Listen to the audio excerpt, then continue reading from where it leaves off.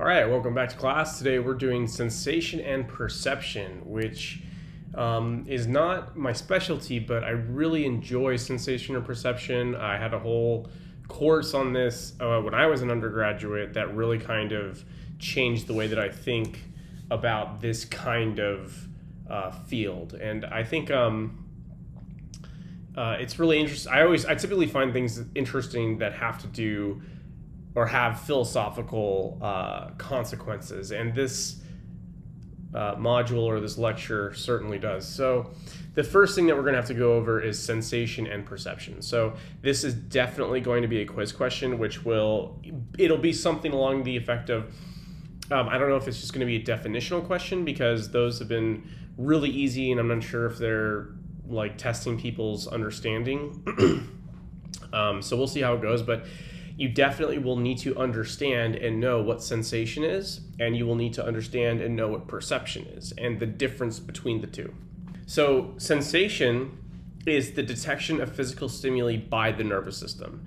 Obviously, we've kind of talked about this already multiple times in the beginning of like the action potential lecture, and maybe even the chemical events of the synapse and things like this. I like to bring up sensation and perception. I don't call it that when I initially bring it up, but I show a picture of somebody looking at an ice cream, somebody hearing something, looking at the waterfall, and I talk about how the observing the waterfall is due to light bouncing off of the walls and you being able to sense and then perceive that. So I like talking about sensation and perception when it comes to the nervous system and neuroscience, because it gives us a really good understanding of how our bodies and how our nervous systems in general work. So let's first start off with sensation, which is the detection of physical stimuli by the nervous system. So you have receptors. We've already gone over receptors in some pretty good detail, I think. And these receptors are sensitive to various ligands, agonists, or stimuli in general. So this is also true of sensation, where your eyes or your nose or your mouth or your skin or your ears are able to sense, and by what I mean by that is they have receptors that pick up physical stimuli that are in the world.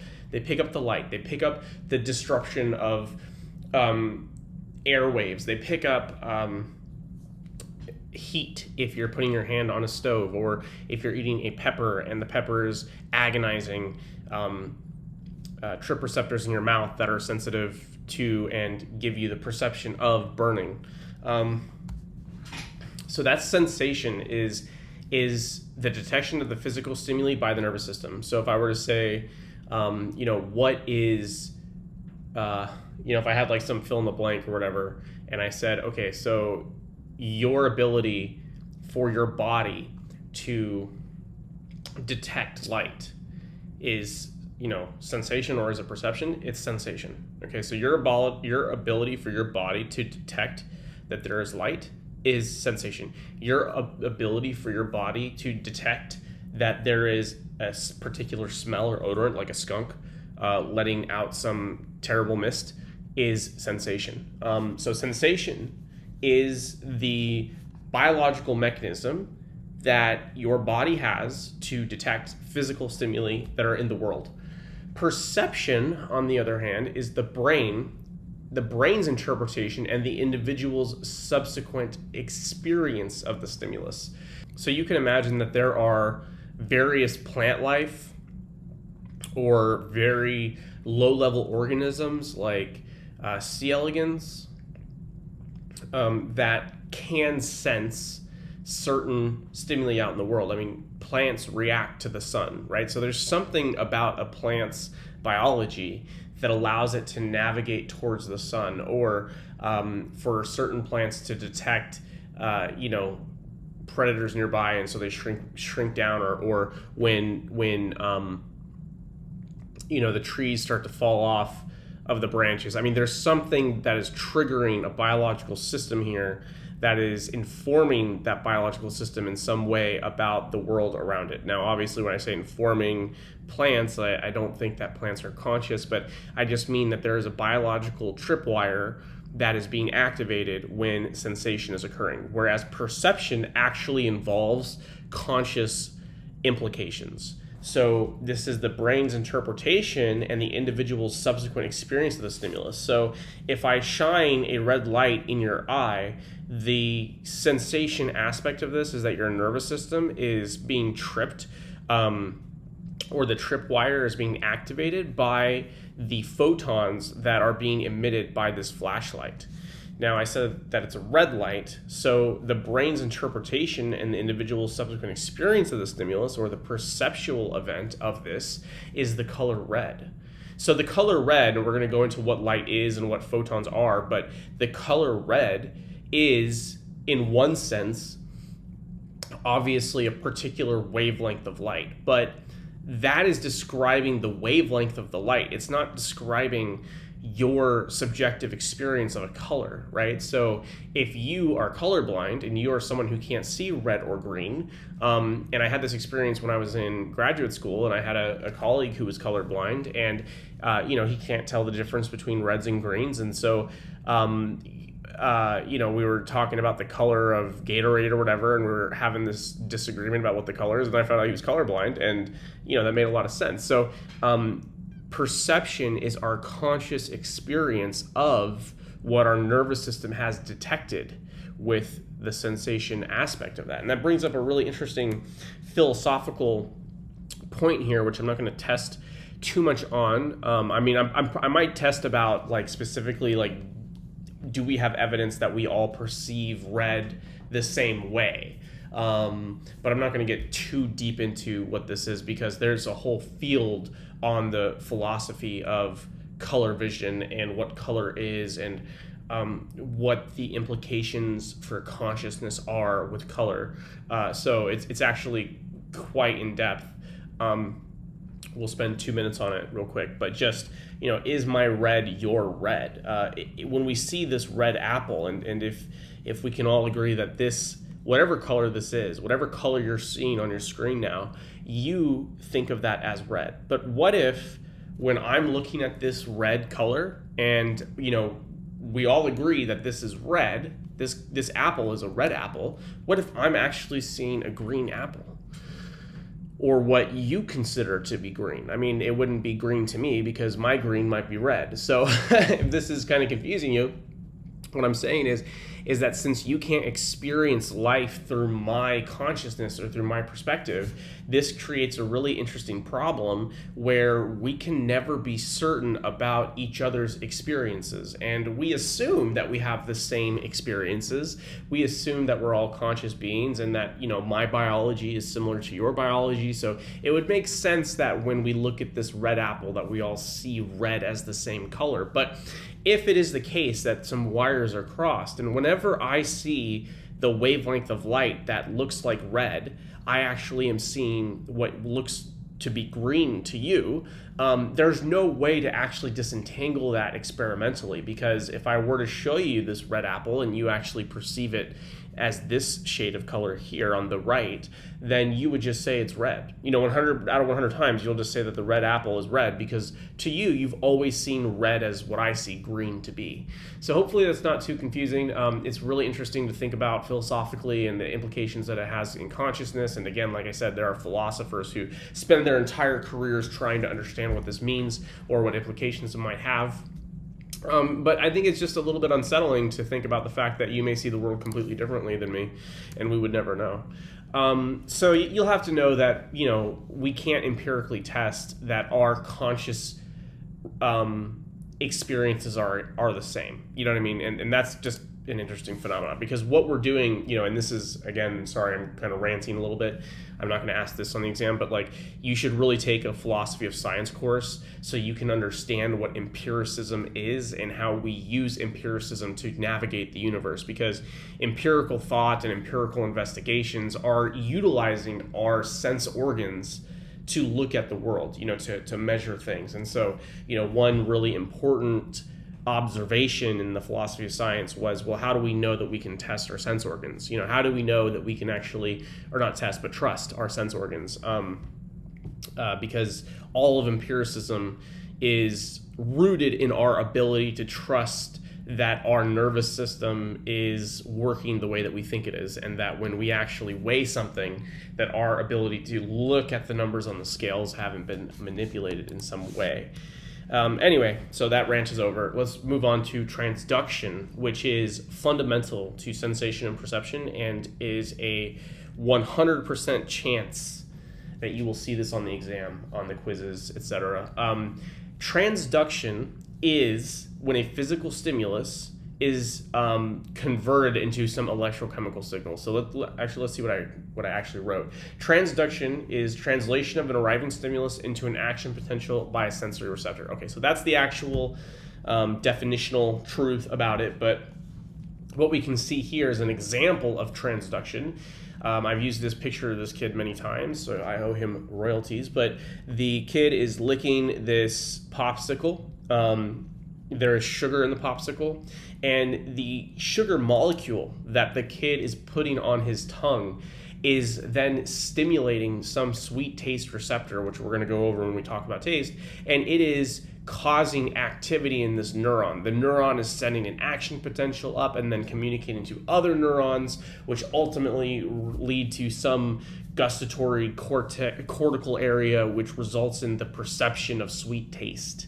So what is transduction? It is the translation of a physical arriving stimulus into an action potential by a sensory receptor.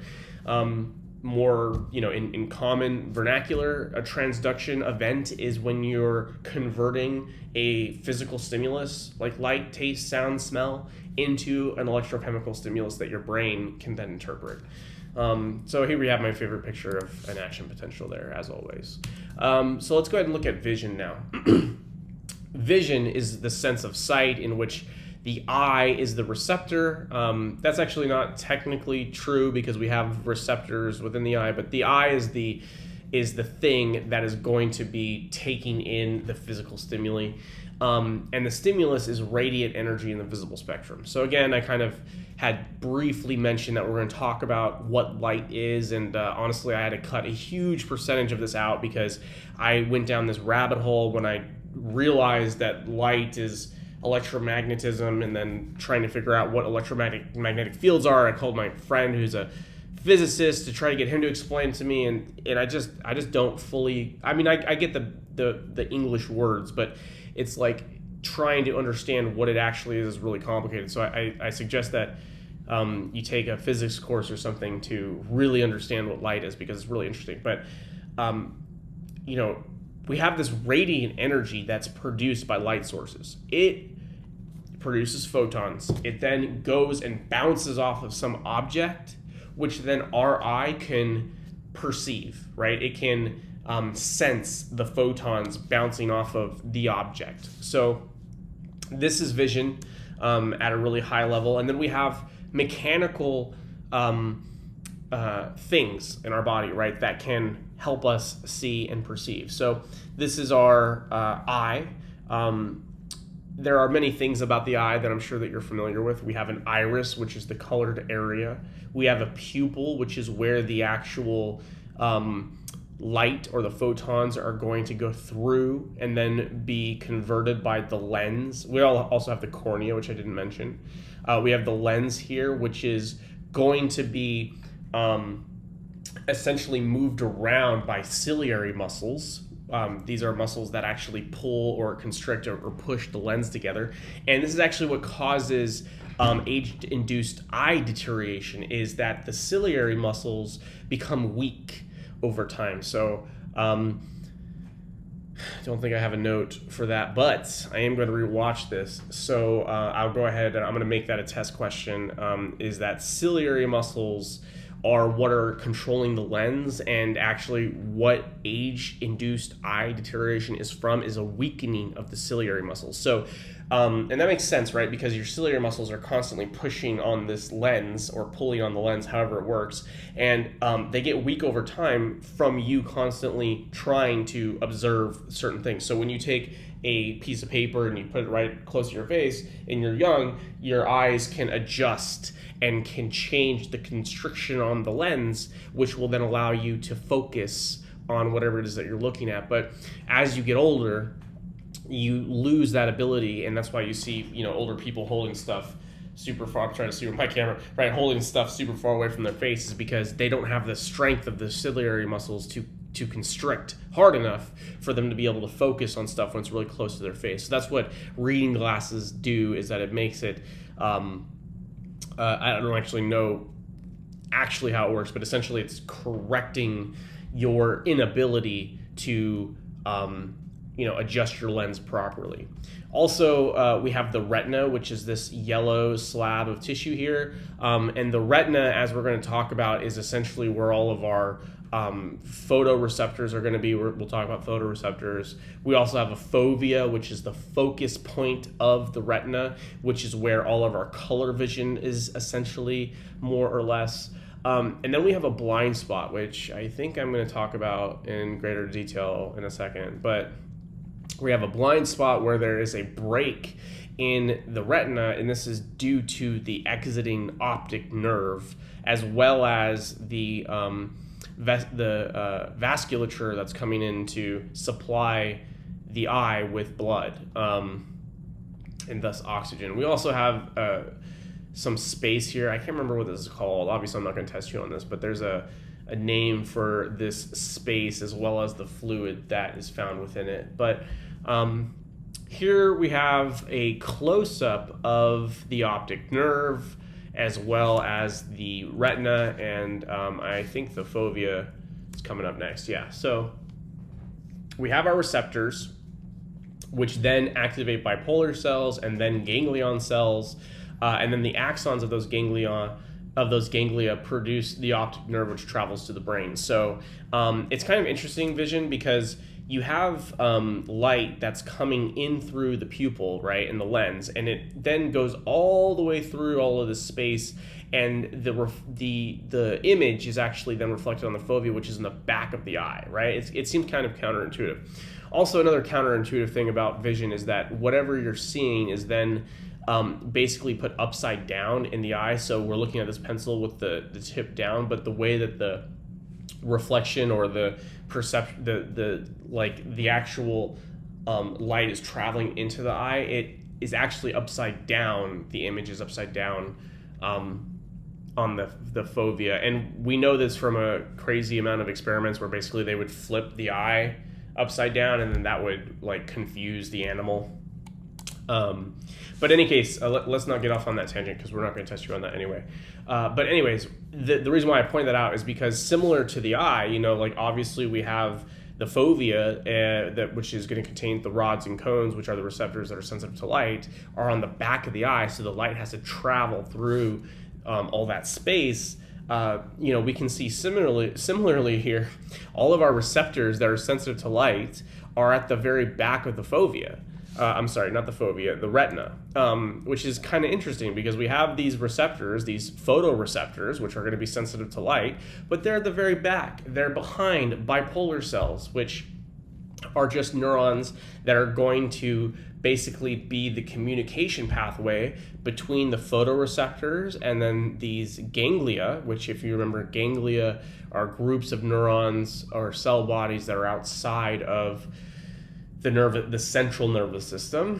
And then we have the axons from the ganglia, which are going to be traveling all the way through here. We also have these American and horizontal cells, which I'm not going to ask you about, so I'm not going to go into.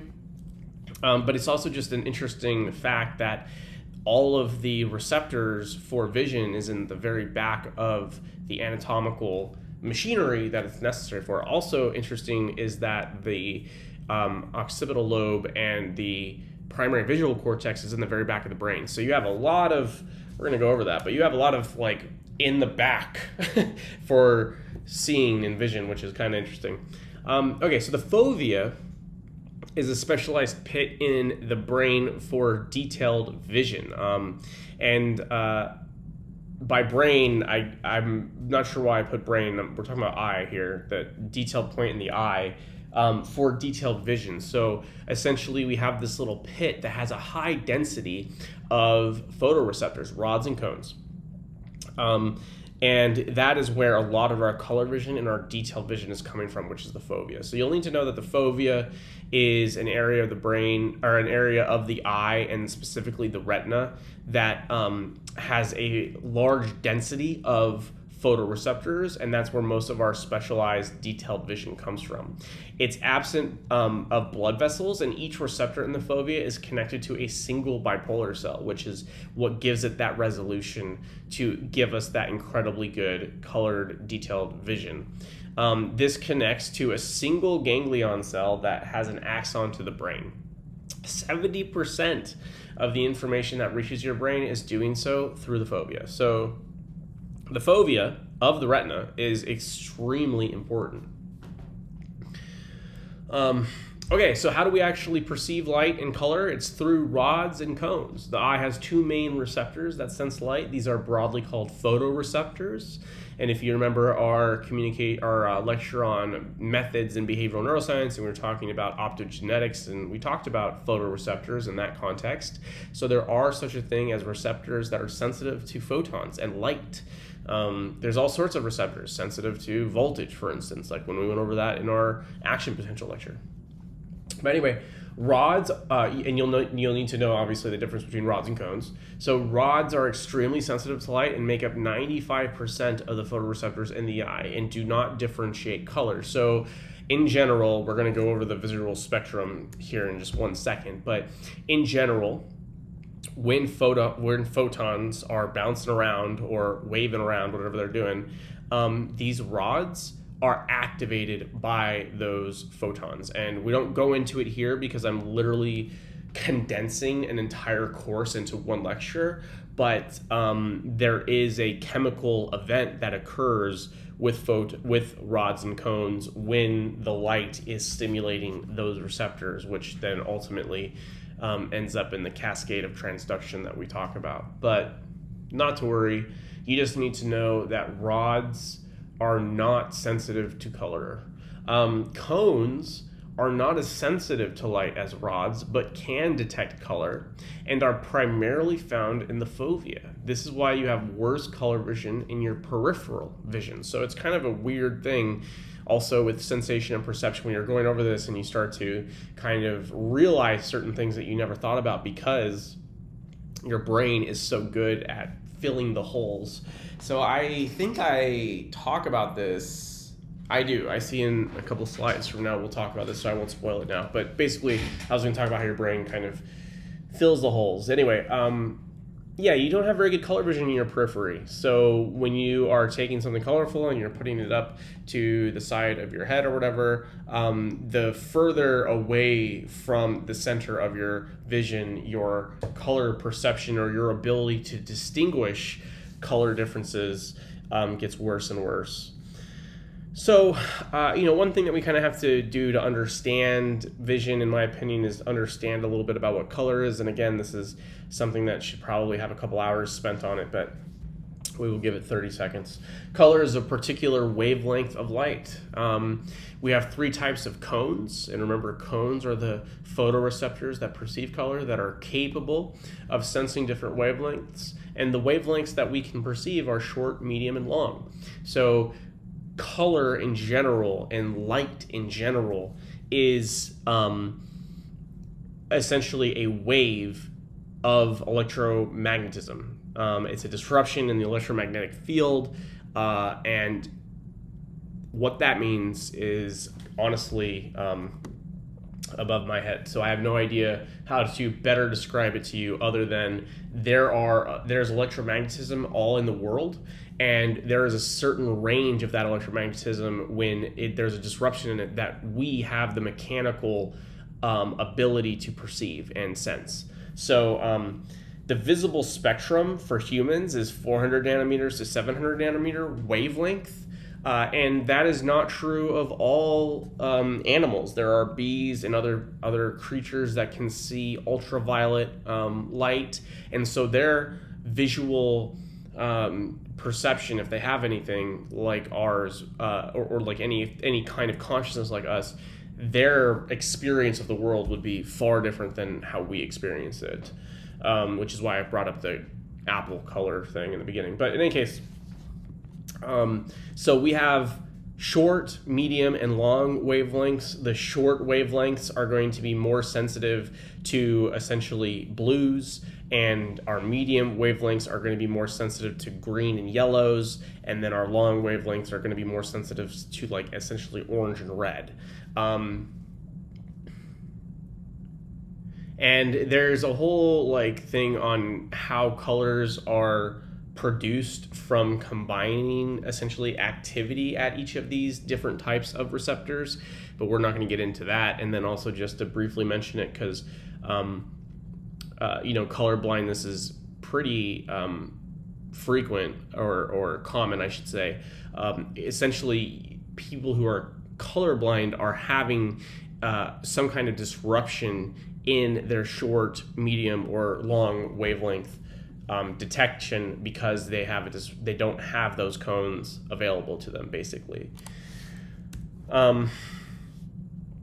So here's the visual processing in the brain, and I think that you should know this. I'm probably going to have essentially like we had for the synapses where you had to fill in the blanks. I'll have something like that for this, basically, where you have to know the cascade of events that's occurring for you to get activity in the primary visual cortex. So essentially what's happening here is we have a left and a right visual field. And we can perceive or sense light that's happening from our left or our right visual field. That information goes into our eyes, our left or our right eye, and then we activate, essentially, like I had already talked about, the photoreceptors that are in the fovea and the retina. We then have the optic nerve, which, I didn't talk about the blind spot. Dang it. Yeah, we gotta talk about the blind spot really quick, guys. I'm really sorry to go backwards like this, but the blind spot is produced because you have this break in your retina, which is there for all of the nerves of your retina to exit the eye. So look up online, you can find a bunch of experiments where you can find your blind spot. And essentially this blind spot is produced by the optic nerve leaving the eye, and since it's leaving the eye, there needs to be a part where you're missing photoreceptors. So since you don't have those photoreceptors, that's why you then have a blind spot. But you don't actually ever perceive the blind spot, because anything that is being picked up in your right eye's blind spot is going to be able to be seen by your left eye.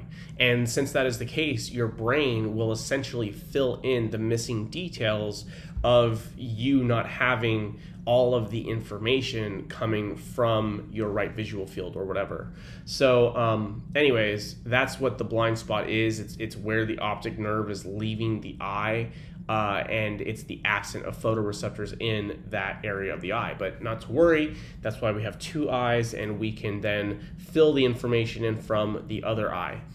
Anyway, so the optic nerve, we have information going into the retina, then that information is stimulating the optic nerve. The optic nerve then leaves the eyes, and we have this area called the optic chiasm, where the information from your right eye is going to your left hemisphere. So I'm pretty sure that I alluded to this in the neuroanatomy section.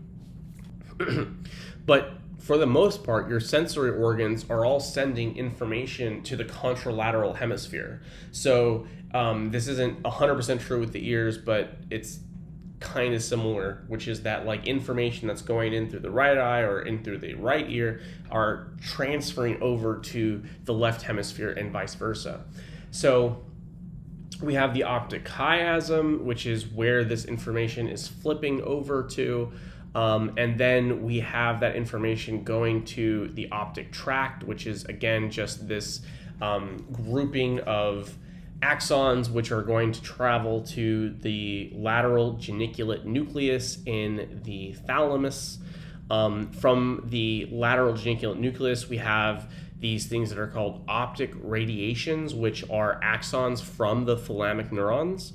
And then those thalamic neurons are going to innervate the primary visual cortex, which is where we then get some kind of perceptual event in the primary visual cortex. So we have the sensation, right? So what's the sensation that's happening here? It's the stimulation of the photoreceptors.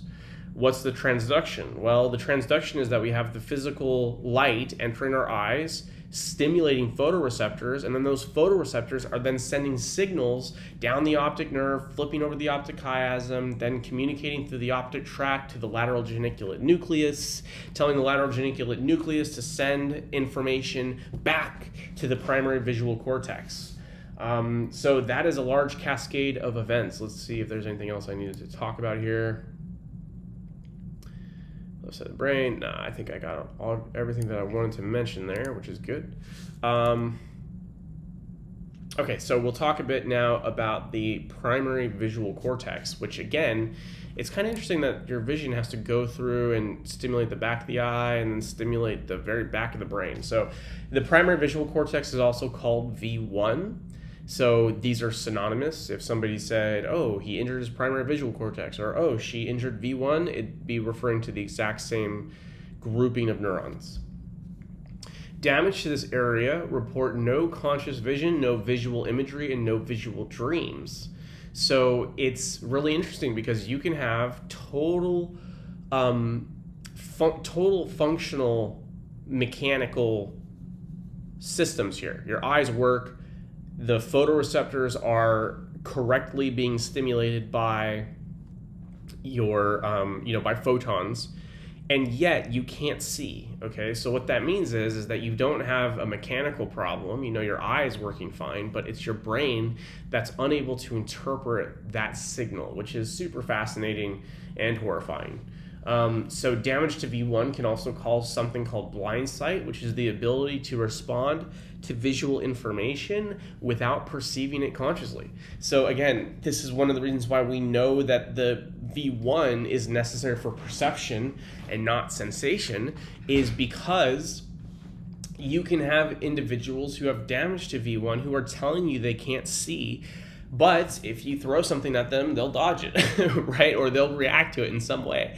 Now, this is not the case for people who are blind, obviously, or that are blind from birth, whatever. This is, please don't throw stuff at people who are blind or have, cataracts that are so severe that they have a mechanical issue with their eye. But this is a particular reaction to a certain type of brain damage where somebody is actually reacting to visual stimuli, even though they're consciously unable to perceive it, which is totally fascinating. So let's go ahead and move on to the different types of cells. So in your primary visual cortex, you have simple cells, complex cells, and end-stop cells. And this is a really interesting concept, which it's just amazing that our brains work at all because of how complicated each little piece is that eventually will put together the world for us to see. So we have simple cortical cells which respond best to a particular orientation, and they respond best to an edge, a bar of a particular width, or a bar of a particular orientation. So what does this mean? It means that you have neurons in your back of your head which are activated when you're looking at lines of a particular shape, orientation, or size. So when I'm looking at this beautiful bottle of Wegmans Just Tea Oolong flavored, and I'm looking at the shape of the bottle, there are certain neurons that are going to be activated when I'm looking at this part of the bottle, right? The fact that there's a line here, the fact that, maybe the Just Tea, the actual lettering is a little bit better to look at, but essentially you have neurons that are relegated to activating when you're seeing a line that is straight up and down, a line that is going diagonally, another line that is horizontal. And they only activate when they see this information, or they only strongly activate when they see this information. So we can see here essentially activity of these neurons when they're looking at the wrong type of cell. We can see when they are being shown the right type of cell, which is essentially these are little action potentials that they're trying to show us here.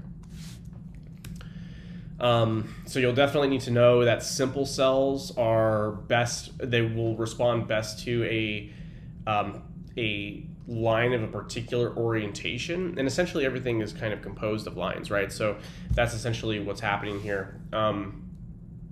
They respond best to an edge, a bar of a particular width, or a bar of a particular orientation.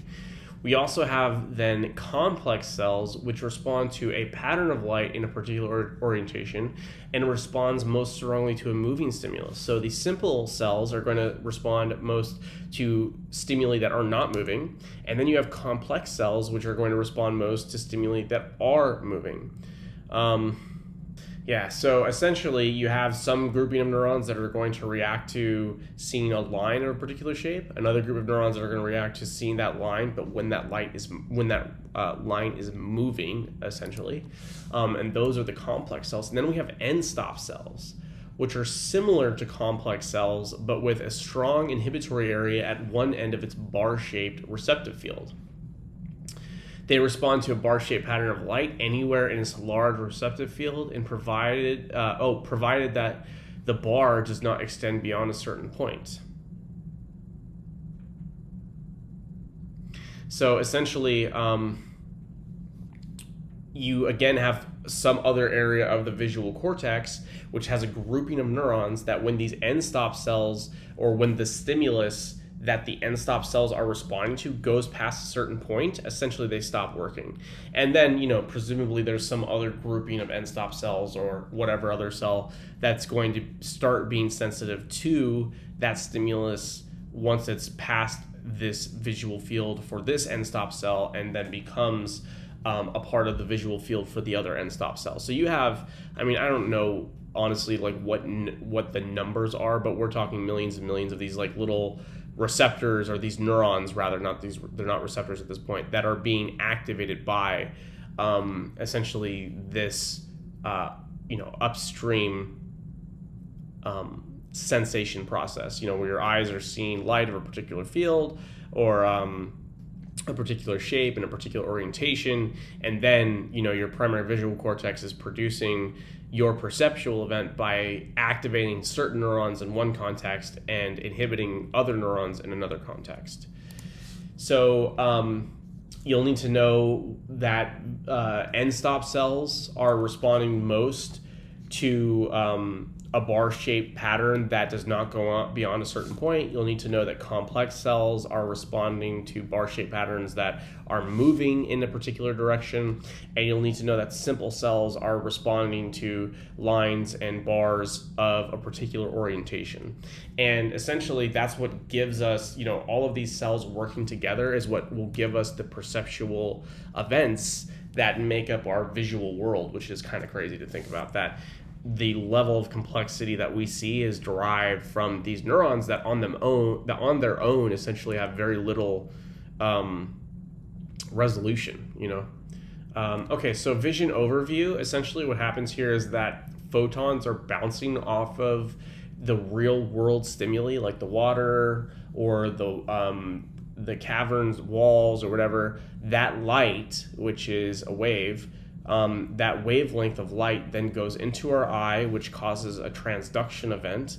That transduction event is then stimulating the lateral geniculate nucleus in the hypothalamus, which then travels back to the visual cortex, activates cells that are sensitive to bars of a particular shape or movement pattern. And then we have the perceptual conscious event, which is, you watching this lecture and studying. So, all right, so let's go ahead and breathe for a minute, because that was the first half, or the first third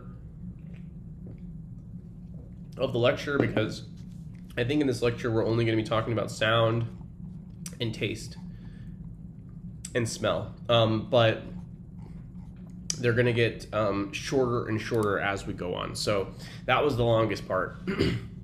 So let's go ahead and regroup and talk about hearing. And one thing that I think is really interesting, again, about hearing and vision and all this, is that there are certain things that we just take for granted. There are certain, like this question here: if a tree falls in the woods with no one around to hear it, does it make a sound? Well, that depends on what you mean by sound, because sound is actually, I think, has implications for consciousness. I mean, like, I don't know that you can have sound without hearing. You can definitely have disruptions in the air, which is what causes sound.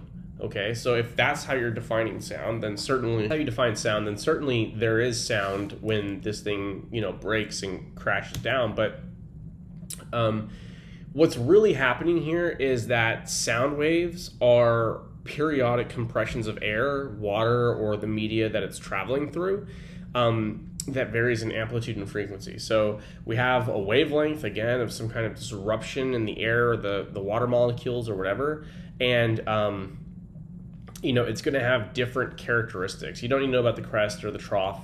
We're going to go over amplitude, though, in a minute. But essentially, our ears are sensitive to the traveling waves in the air, and our perception of that sound is what we call hearing. So, does it make a sound? I mean, yeah, I guess it makes a sound if what we're defining sound is as the, disruption of air molecules. But your ear has the ability to then perceive that there's been a disruption in air molecules. And that perception, or that sensation rather, of that disruption of air molecules will eventually transduce into what we call sound. So we need to know what amplitude is. Amplitude is the intensity of a sound wave. The higher the amplitude, the louder the sound is. So if we have a smaller amplitude, then the sound will be quieter. Oftentimes, I am a very loud person. So the amplitude of my voice is going to be quite loud.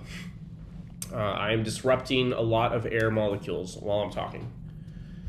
Then we have frequency, which is the number of compressions per second of a sound measured in hertz.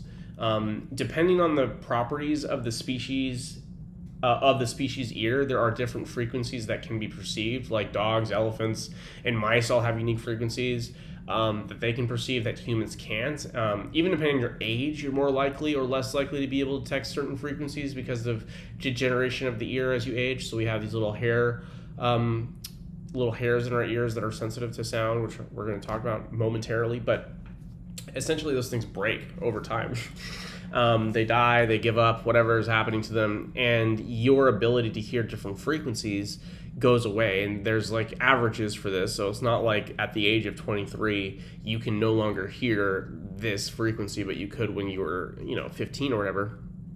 It's not that hard of cutoff, but depending on what kind of aggressive situations you put your ears through and your eardrums through, that will increase your ears aging. So similar to how the degeneration in your eyes are due to the muscles weakening, hearing degeneration occurs in normal situations because of these hair follicle or these hair systems dying out. And that will reduce the kind of frequencies that you can hear. So if you go on YouTube and you type in age, frequency, ability to hear, whatever, you'll see like examples of this. And it's kind of funny, like you should show your parents whatever and be like, do you hear this? And they'll say no, and then you call them old and everything. So pitch is how we perceive frequency. So frequency, again, is essentially going to relate to the number of compressions per second of a sound, and this is measured in hertz. And our ability to actually tell the difference between frequencies is called pitch. So higher frequencies result in a higher pitch and thus higher sound, with lower frequencies resulting in lower pitch and thus lower sound. So if you're a music major, you know all about this, and I apologize for butchering the stuff that you know a lot more about. But in any case, higher pitch or lower pitch is going to be related to higher or lower frequencies. And then we have something called timbre, which is the unique sound characteristics of various instruments or sources of sound that they may be playing or making the same note have a different sound to them. So even though you're playing, an A chord or whatever, I don't know nothing about music or what that even means, but if you have essentially you're playing one particular note, even though it's the same note, it sounds different on a violin than it does a stand-up bass or whatever. So that's timbre. And there's also, this is the most boomer slide I ever created, but I think, I was in the mood for Will Ferrell at this moment when I made this. But essentially, there's also psychology to sound. So if we have somebody running around screaming like everything's going to be fine, everything's totally fine, or whatever, it's like everything's not fine, bro. Like you are freaking us out. So sound characteristics are qualities that can completely change our perspective on what people are trying to communicate. So, we have this Will Ferrell that's totally chilling. That's like everything's going to be totally fine. He's, you believe this guy, but this guy, you're pretty sure everything's not going to be fine. You don't want to see this one when you're on the plane. You hope that your pilot is chilling like this. And also, this is something that I run into a lot, which is that I talk very directly. I have a particular way of speaking that's kind of loud and aggressive, and so a lot of times people feel like I'm talking to them like this, but I really feel like this. So there's a psychology to sound is what this is trying to point out, what the author of the book was talking about. So you'll need to memorize this slide, the physical ear chart and the anatomy of the pinna. There's not too much here. I mean, I'm totally kidding you guys. I'm totally joking. So hopefully you haven't paused your video and thrown your computer out the window. We're not going to talk about this. I just Googled the pinna, which is this floppy thing on the side of your head. And most people think of this as your ear, but this is actually just one part of your ear. It's called the pinna. So to be clear, you don't need to memorize any of this. We just need to know that we have the pinna, which is the floppy thing on the side of your head. It's also called the outer ear, and it's the actual thing that you can see, right? Because the rest of the ear is inside your head. But the pinna's shape helps locate the source of sound, and depending on the species, it can move around, and they can, when you see cats, like in rabbits, moving their ears around to locate certain things. You're also, I don't care if you know that the earlobe is the bottom part of the pinna. We're not going to talk about the helix or the antihelix or the concha or anything like that. But you should know that the pinna is that thing on your head. So it's part of the outer ear. We have more parts of the outer ear, which is the auditory canal. And this is the structure connecting the outer ear and the middle ear, leading to the tympanic membrane. So we have the pinna, which is a thing on the outside. And then we have the external ear, which is the auditory canal. And then that is leading to the tympanic membrane. So this, even though it's kind of like inside your head, the external ear or the auditory canal is still a part of the outer ear. So you should know which parts of the ear are a part of which subsection of the ear.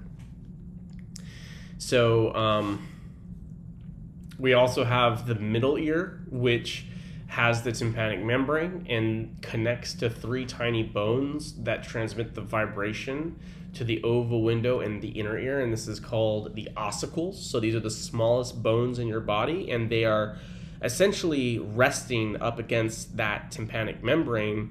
And when the sound travels through the ear canal, it's vibrating the air in your ears, it starts bumping up against this tympanic membrane, and then the bumping of the tympanic membrane then hits the ossicles, which are all connected to the inner ear, which contains the cochlea, which is filled with fluid and hair cells that I kind of already alluded to that communicate with the auditory nerve, which ultimately projects to the auditory cortex. So you are seeing a pattern here now where everything is just in the cortex that is related to that sensation or perceptual event. That's what it's called, right? So we have the visual cortex, the auditory cortex, the motor cortex, etc. You don't need to know about this, I don't even know how to pronounce it, this eustachian tube. You don't need to know about that. But we are going to talk about some theories of hearing as well as go into more in depth about this anatomy of the cochlea. Yeah. So, anyways, there is a couple of theories for hearing. First one that we're going to talk about is frequency theory.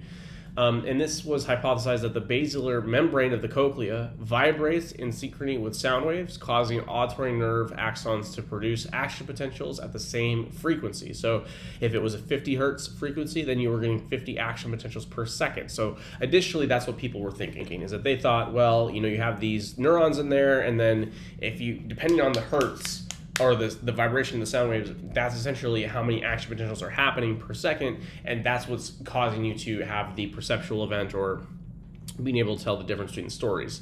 But it was updated to include, but there was a problem here, right? I forgot to say this, but this would be limited by the absolute refractory period of neurons. So we talked, I probably alluded to this a little bit in the action potential lecture. I know I talked about it with some people in office hours, but essentially your neurons have a maximum amount that they can fire action potentials before they're inactivated, and they go into what's called the absolute refractory period, which means that they can't have another action potential. So if you can imagine the slide or the graph, the neuron is activated, it reaches its threshold, causes the rising phase, the falling phase, and then the after polarization phase, which is a little dip in the neuron's membrane potential. But at some point, a neuron can literally just be exhausted and can no longer fire an action potential, and this is called the absolute refractory period. And many sound frequencies would violate this ability of neurons to continue to fire. So at some point, the frequency is so high that you can't actually explain this anymore by just individual action potentials. So what they found out was that the inner ear has groups of receptors locked to certain frequencies. So when the sound is getting louder, more and more groups of receptors are firing, allowing more and more auditory nerve stimulation, which allows us to perceive higher frequency. So you have multiple groups of nerves for one frequency or for one range of frequencies. And that allows it so it's not just one nerve for one frequency, or one nerve is creating an action potential whenever it has 1 hertz of activity. It's that you actually have a grouping of neurons which are being activated in synchronicity when you have essentially certain high level frequencies. Okay. So here is a greater look. I'm sorry, this picture I think is a little bit blurry, which is unfortunate, but here we have a zoom in of the cochlea.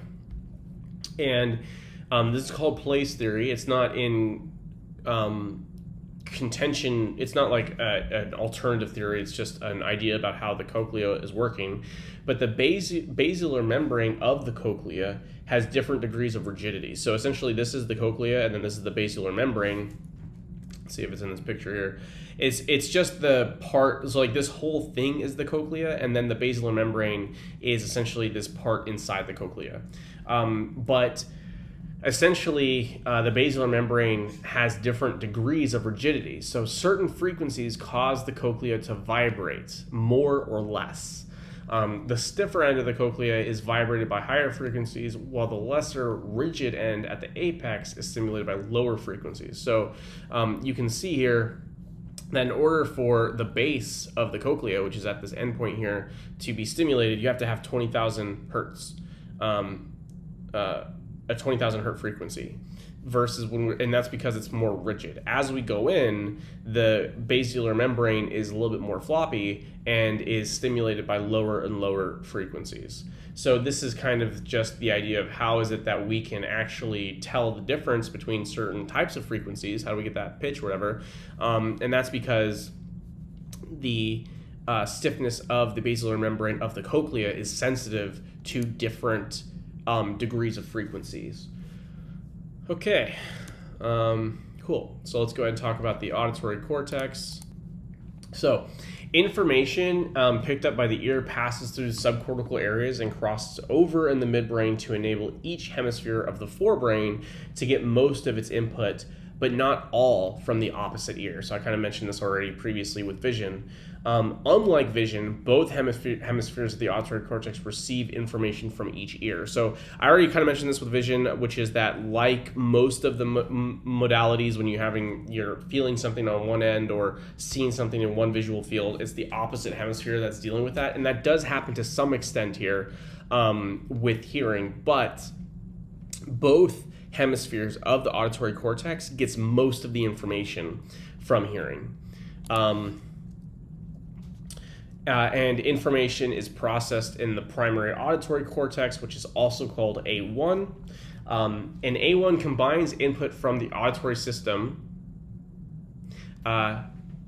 and the visual system, and this is crucial to connect information like the sound from someone talking and the visual information that the sound is coming from the person's mouth. So yeah, A1 is combining input from both auditory and the vision system. So unlike the visual system, which is not getting any input from the auditory system, A1, which is the auditory cortex, is also getting information about what you're seeing.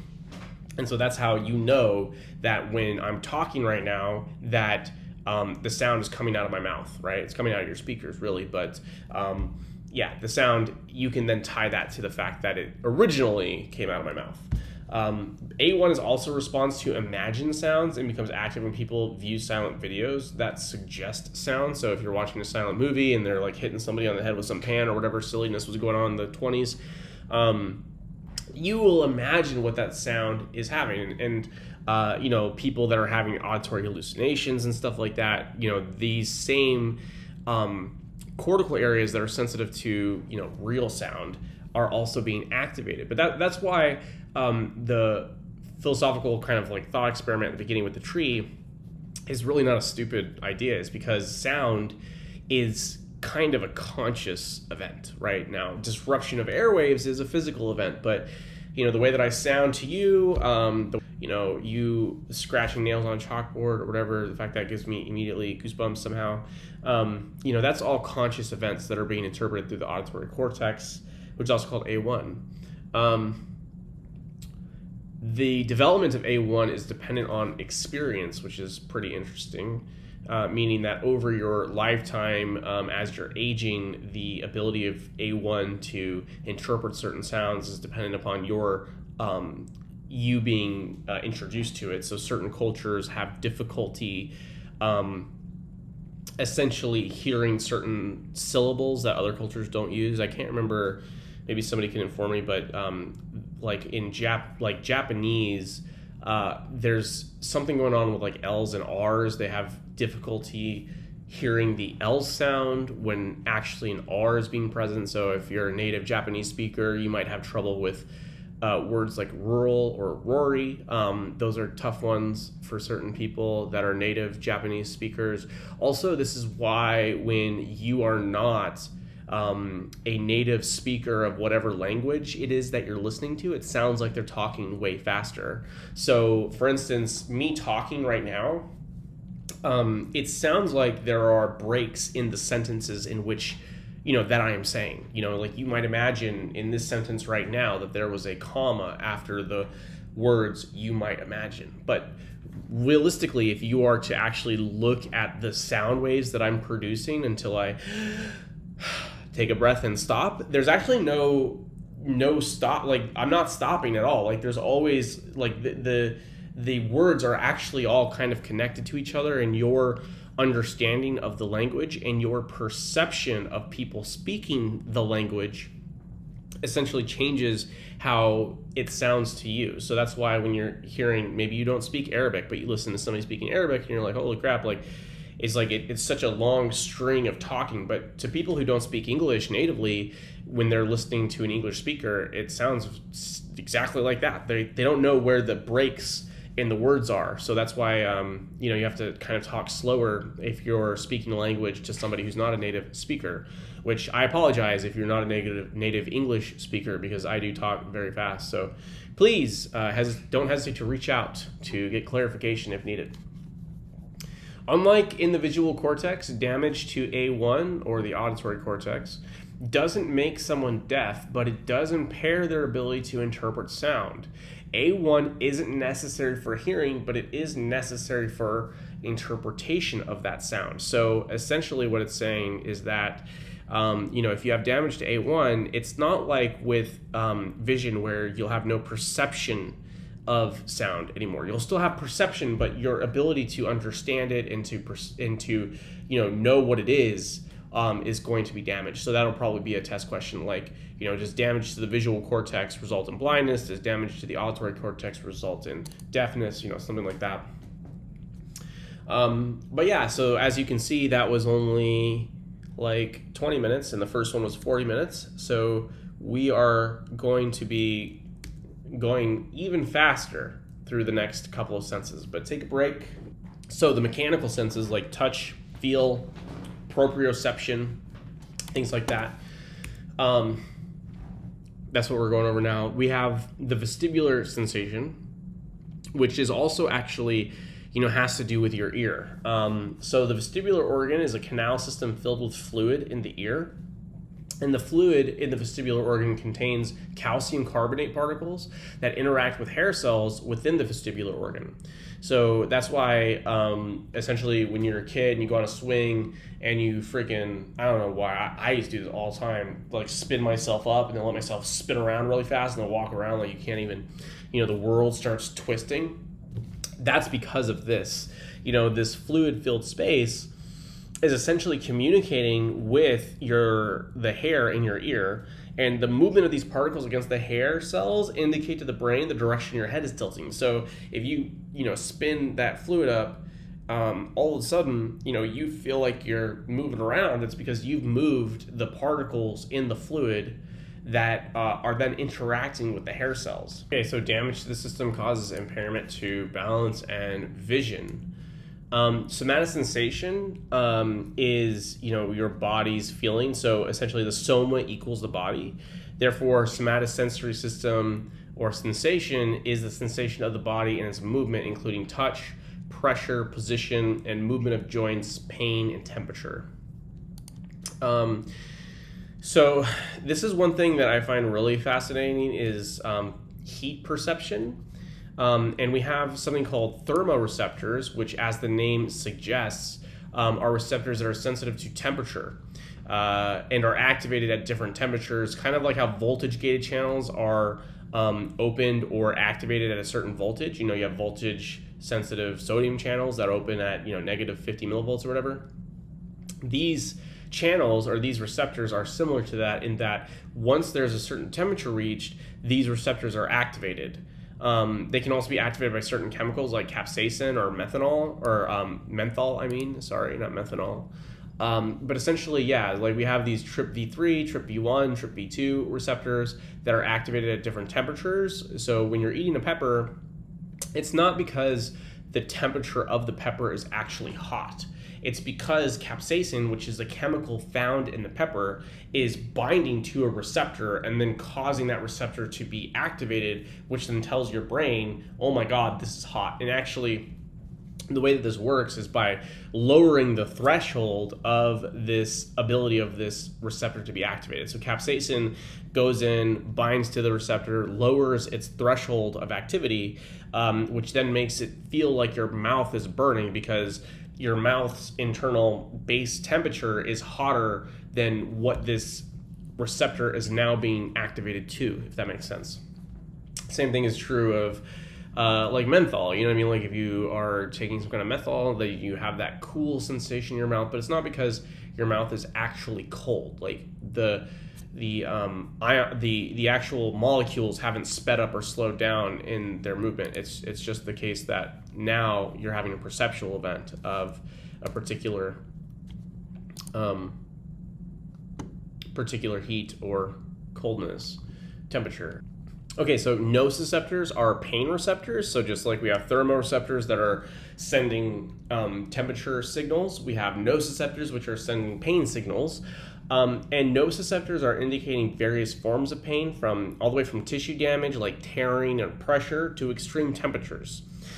This process starts with the least specialized of all receptors, which is a bare nerve ending, and these nerves are unmyelinated and thin, resulting in relatively slow transfer of information. So sometimes, when you smack your toe up against like the wall, you'll kind of notice sometimes that it's like you look down at it, it's like you almost have like a minute to freak out about how much it's going to hurt, and then all of a sudden the pain starts to happen, right? So the reason why there's sometimes a delay in the pain signal is because the nerves themselves are unmyelinated and thin, which are resulting in slower transduction of the information. There are two pathways from the spine to the brain that produce touch or pain information. And information from the pain or temperature pathway communicates with the thalamus, and then the somatosensory cortex reports the intensity and location of the pain.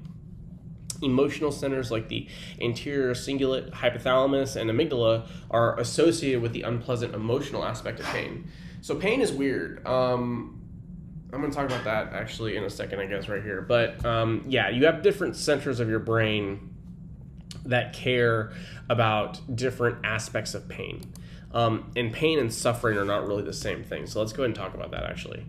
Pain is not just a physical experience. Damage to the somatosensory cortex results in difficulty localizing pain, but damage to the amygdala results in individuals not finding pain unpleasant and not trying to avoid it, right? So you have like weird things that happen. I mean, like for instance, like with me, I'm covered in tattoos. I have lots of tattoos on my legs, on my arms, on my chest, wherever. And it's like, I have a different reaction to the pain that I get when I'm tattooed than other people do.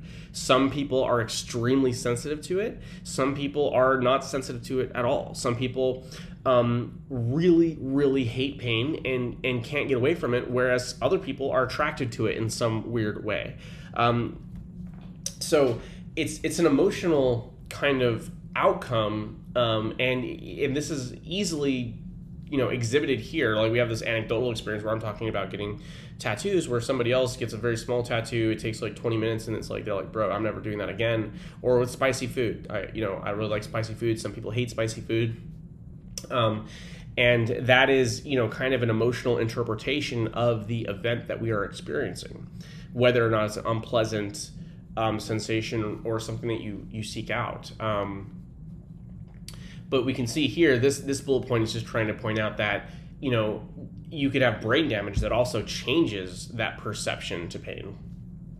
The emotion relevant areas react to your own pain, but also to witnessing someone else's pain. So, again, you have certain areas that in your brain that are going to be emotionally salient to certain types of pain. And those areas of the brain are also activated when somebody else is getting hurt. Additionally, areas of the brain that are sensitive to physical information of pain are activated when individuals are in emotional pain. So, when your heart is broken, or when you really tried hard in the exam and you didn't pass, or like emotional pain, it is being interpreted by the brain as physical pain at times. And individuals who are in pain are more likely to be depressed, and individuals with depressive disorders are more likely to be in pain. So if you have chronic pain, which there are a variety of physical conditions that result in chronic pain, you are more likely to become depressed, and vice versa. If you are depressed, then sometimes stubbing your toe is like the end of the world, So sometimes, like, I know it can be kind of difficult to be compassionate to people who may be experiencing something that you don't particularly find all that problematic. Like, again, maybe somebody getting tattooed, maybe somebody, hitting their toe against the wall, maybe, I don't know what, they got burned, they got cut, whatever. And, maybe they're, in your eyes, they're like really overreacting to this situation. But if they're depressed, if they have, some other emotional issue going on, it can really exacerbate that issue. You can kind of sensitize yourself to the experience and suffer a lot more than you would if you were in an otherwise, otherwise like in a good state of consciousness. And similarly, if you are depressed, you're more likely to experience the pain. If you're in pain, you're more likely to become emotionally depressed. So people, like I said, that are having some kind of chronic pain issue, they can become depressed and develop all sorts of other psychiatric conditions associated with that, because there's just only so much you can take on a daily basis, being kind of ground down by physical discomfort. So we have built-in mechanisms to inhibit pain. So in this diagram, we have a neuron that is actually a pain neuron, and it's telling some other group of cells like, hey, you're suffering, you're in pain. Not that you're suffering, but you are in physical pain. Something happened, tissue damage, temperature damage, extreme pressure, something like that. And then we have endorphins that are released. So, when we have a runner's high and we're kind of getting beat up from running, then we have this endogenous pain reduction system, which is going to ultimately activate opioid receptors, or opiate receptors. So we have this pain afferent, so this neuron that, afferent, remember afferent means arriving signal. It's releasing something that I'm not going to test you on, but called substance P. Substance P is causing pain. And then we have endorphins that are released that are activating on opioid receptors to inhibit that substance P. Endorphins can only protect so much, though, and are not sufficient to inhibit sharp pains like acute tissue damage from a knife, for instance. So, there's just only so much that can happen that your biology itself can do something about. So there's also sensitization of pain, which we kind of alluded to already with the emotional influence on pain, but mechanisms of the body to increase sensitivity to pain, like damaged or inflamed tissue releases histamines, nerve growth factor, and other chemicals that increase the response of nearby pain receptors. And certain receptors become potentiated after an intense barrage of painful stimuli. So this leads to an increased sensitivity or chronic pain later. Itch is also interesting. The release of histamines by the skin produces itching sensations and activates its own unique pathway in the spine. And pain and itch have an inhibitory relationship. Opiates decrease pain, but increases itch, and vice versa. Yeah, so itching is always kind of an interesting topic that I don't know too much about, but I wish I did, because when you got a itch that you got to scratch, it's pretty impossible not to do it. So that says something about free will to me. Okay, so we have the chemical senses now, which are referring to taste and smell. And I think that we're really close. We only have 4 slides or something, 5 slides. So maybe 8. Anyway, the chemical senses are are taste and smell. And taste simply is the stimulation of taste buds. So if you have sucrose or you have some kind of sugar molecule that's binding to a sweet taste receptor, taste simply is the activity of that receptor itself. Flavor is a combination of taste and smell.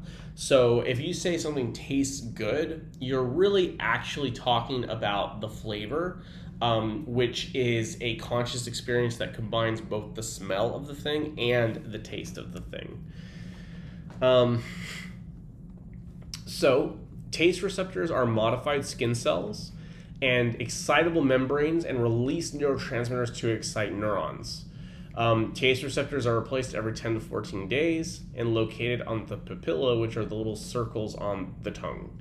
So essentially that's, talking about your taste buds, and the taste receptors are found there. Dolphins hardly taste at all, and cats don't have sweet taste receptors. So this is another thing that's something interesting about our conscious experience and perception about taste is that, depending on the mechanical stuff that you're working with, you may have a completely different experience of tasting pickles or onions to somebody else.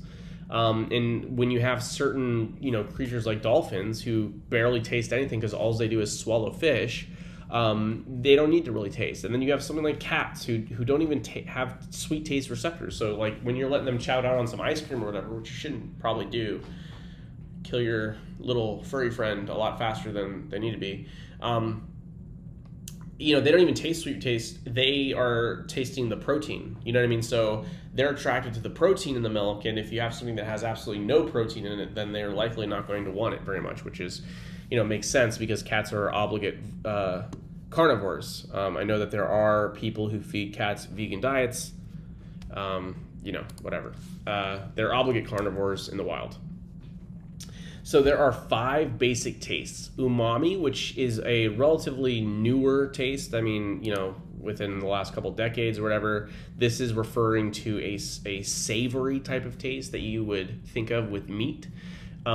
Bitter, which is kind of like a vegetable tang to it, twinge I think we all know what kind of bitter tastes like. Salty, sodium, obviously, sour, and sweet. These are the 5 basic tastes.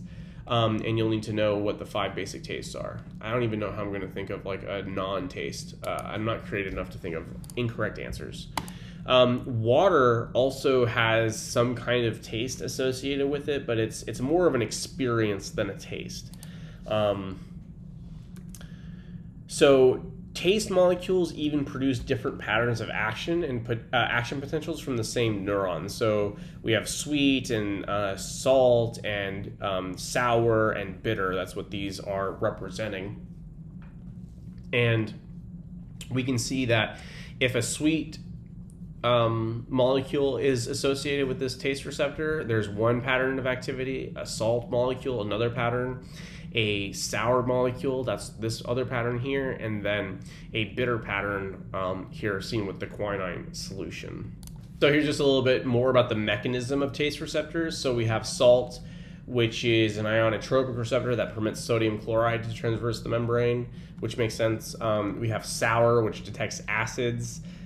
We have sweet, bitter, and umami, which are G protein coupled and have their own little unique outcomes. And then bitter has over 30 different types, and that makes sense because bitter taste is often associated with some kind of harmful compound. So it makes sense that we have a lot of different bitter type receptors. So you should know this slide. I'll ask about which one's an ionotropic, which one's a G protein coupled receptor, which one detects acid, etc. Okay, and we're not going to go into this very much at all, honestly, because we are going to have a whole feeding lecture, but basically we have, and in the insula, we have the primary taste cortex. So just like we have the primary visual, primary auditory, we also have a primary taste cortex. And we have essentially these receptors from the taste buds that innervate the nucleus of the solitary tract, which is a hindbrain nucleus, which is going to then send signals up to the cortex and the thalamus, hypothalamus, amygdala, and things like that. So you honestly don't really need to know this slide very much at all. Okay, so the last little bit here that we're going to go over, which again is literally one slide, unfortunately, is olfaction. So olfaction is actually, again, I know I say this a lot, but it's actually really fascinating how olfaction works. But essentially you have like these little glomeruli combinations. So you have the odorants that are being released by the physical thing.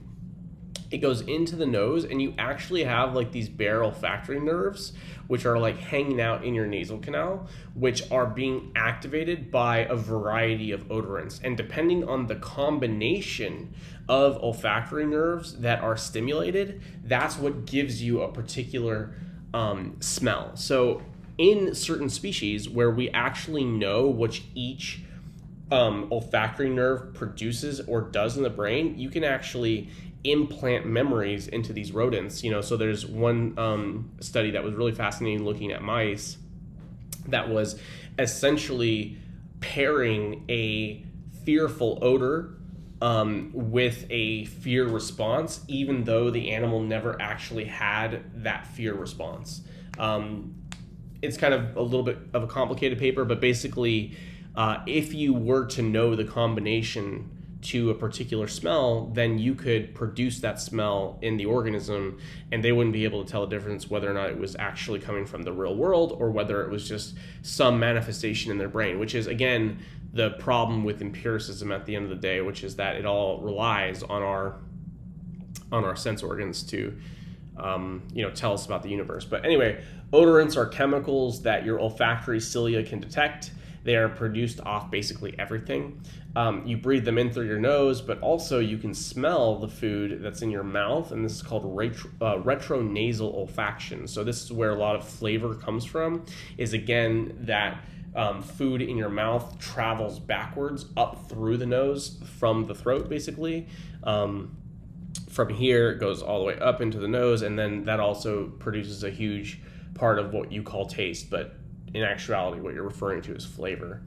All smells are the product of multiple odorants combining to your olfactory cilia in a variety of patterns, like a combination log. Yeah, so that's what I was talking about. Is that like you basically have like these little, nerves that are hanging out there that when you stimulate a particular order of them produces the smell of interest.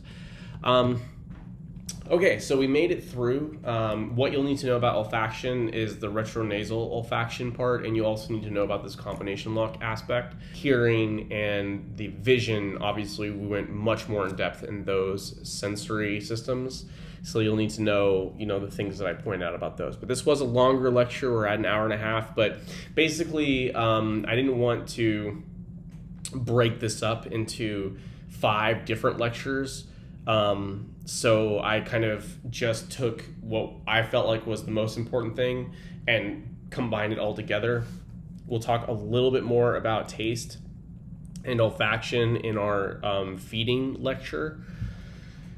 So that's why they were a bit smaller, or a bit less content of that here in this lecture. But anyways, I hope you guys enjoyed and start to pursue careers as philosophers as you realize that our whole worlds are determined by the nervous system.